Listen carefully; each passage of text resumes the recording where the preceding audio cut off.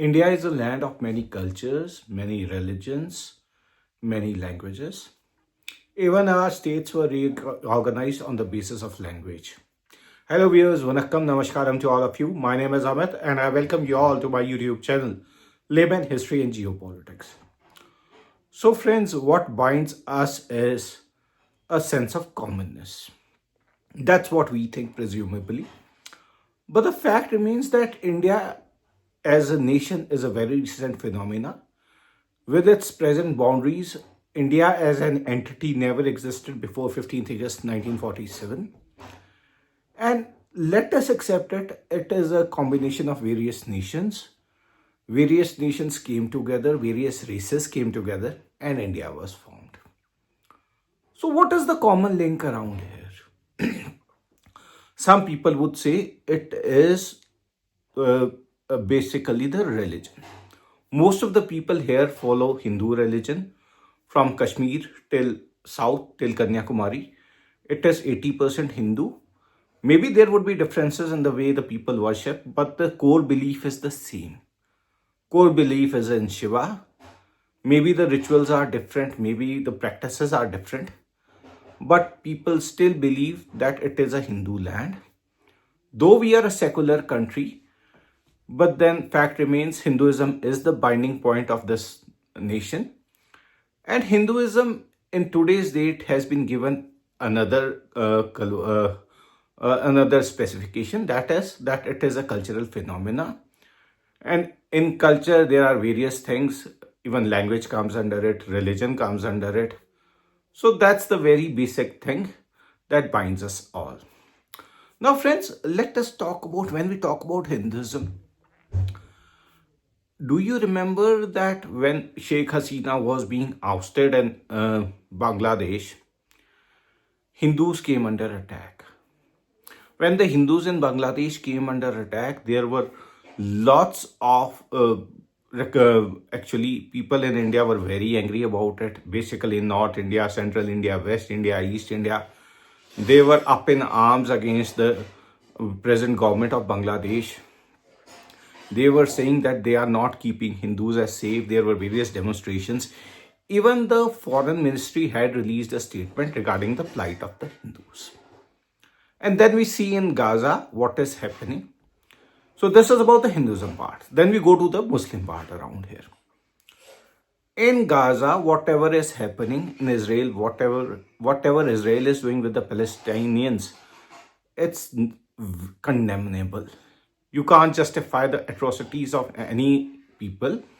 And basically on the kids, on the women, the way Israel is treating them. But they are thousands of miles apart. And then we have fellow Muslims in India who are doing demonstrations, chanting death to Israel in India, saying that Israel is committing genocide. Now tell me, what is the binding factor in them? Religion, of course. But do the Arabs look the same as Indian Muslims? Do they dress like the Indian Muslims? Is their culture the same? No. As regards Bangladesh also, can a Bangladeshi Hindu identify with a Punjabi or Uttar Pradesh Hindu? No. Culture is different. Dressing sense is different. Language is totally different. Eating habits are totally different. So we are raising hue and cry around there. But what about some people who are a part of our legacy and they live in deep south in the state of Tamil Nadu? And in Tamil Nadu, when we cross the ocean, Indian Ocean, there is a nation named as Sri Lanka. And in Sri Lanka also there are Hindus, the Tamils who live in Sri Lanka. Why don't we bother about them? Don't we know what conditions they are going through? The sole people who raise voice about the atrocities on them, about their plight, are the Tamils who live in the state of Tamil Nadu. And we in the north think, why are they raising this hue and cry? They are living in some different nation. For God's sake, that nation is just 35 kilometers away from Kanyakumari. When a Punjabi is raising hue and cry regarding Bangladeshi Hindus, which live thousands of kilometers apart, And when Muslims are raising hue and cry about Palestinians who live maybe 3,000, 5,000 kilometers apart, can't the Tamils raise voices against the atrocities being committed, which were committed in the past and still continue, on the Tamils who just live 35 kilometers apart? Why the simple notion doesn't come to our mind? Why not able to grasp it? See, when we talk about the difference, I've spoken to you about the difference between Punjabi Hindus and Bangladeshi Hindus, then Indian Muslims and Arab Muslims. But tell me, what is the difference between Indian Tamils and Sri Lankan Tamils? You see this hand. This is flesh, this is nail. They are the same. You can't pluck out nail from this flesh. The culture is the same, the language is the same, the religion is the same, the eating habits are the same, the worshipping habits are the same. They think same. They feel the pain what happened to their brethren in Sri Lanka. When we talk about Sri Lanka, when our government, when Sri Lanka went through default around 3-4 years back, Indian government pumped in $4 billion to stabilize the economy. Couldn't the same government pressurize Sri Lankan government to give just treatment to Tamils around there? Didn't the Indian government have that leverage? Please tell me. As regards Sri Lanka, see, there are Tamils in Sri Lanka. Some people would say that these Tamils went from Sri Lanka, from Indian Tamil Nadu to Sri Lanka. The British took them as plantation workers to work in rubber industry, in coffee plantations, in tea plantation.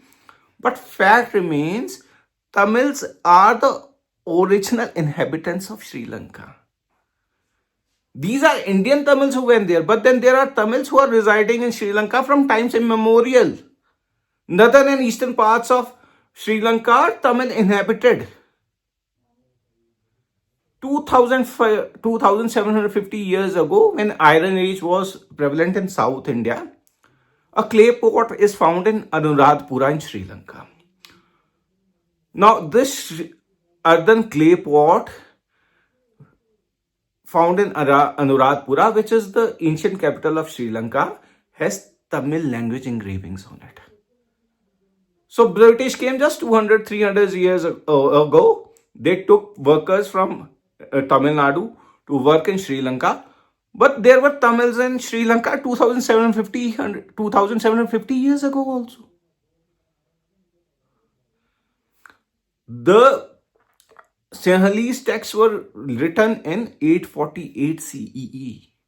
Before it, also Tamils lived in Sri Lanka. Coming to the modern times, when Sri Lanka gained independence in 1948, the fact remains the Tamils at that time had 60% of the government jobs. Due to the very basic reason, as we all know, Tamils all over the world are very proficient. They are very knowledgeable. These Tamils living in Sri Lanka were very educated. They had knowledge of English, mathematics and sciences. Thus, they got coveted government posts in Sri Lanka also. And it was not seen with good eyes by the Sinhala population around there. The Sinhalese took it as an offense that they are the majority, but the majority of jobs are being occupied by Tamils, which are just 22 to 23% of the population. So, Ceylon Amendment Act was passed in 1948, and the Indian plantation workers who were taken by the British to work in Sri Lanka in plantation industries, they were stripped of their citizenship. Now, where would these people go? Later on, only Sinhala Act was passed in 1956, if I'm right. Standardization Act of 1973. Who can forget the burning of the Jaffna Library in 1981? And later on, the most heinous 1983 Black July program. 23rd to 30th of July it lasted. Some 5,000 Tamils were killed. 250,000 displaced, 2,000 injured. What the Tamils went through, they just wanted their just rights. And they were discriminated against. And what was our government doing around here? It had a leverage around that time also. India being the big brother in South Asia, it had a leverage at that time also.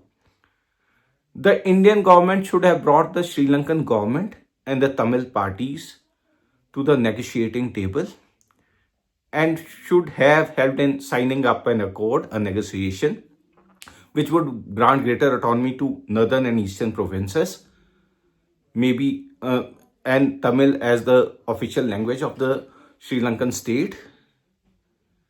But Indian government didn't do anything as such.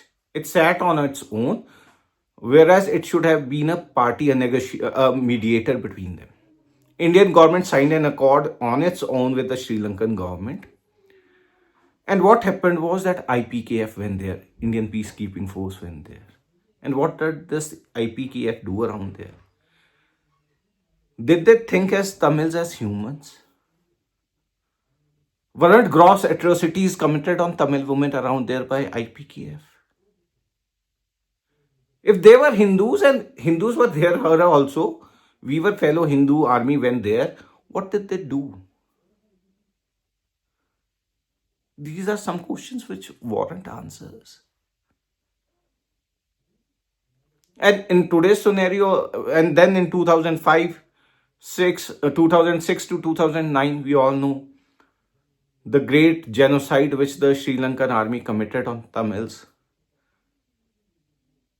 1 lakh Tamils killed, 1 million displaced, thousands languishing in prisons, and nobody knows where they went. And then we say that the Tamils shouldn't feel the pain of their brethren.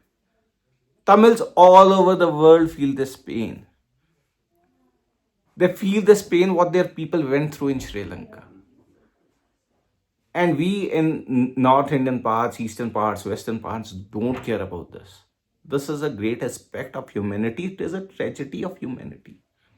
Today also, after the ending of the war, Tamils live in poverty in Sri Lanka.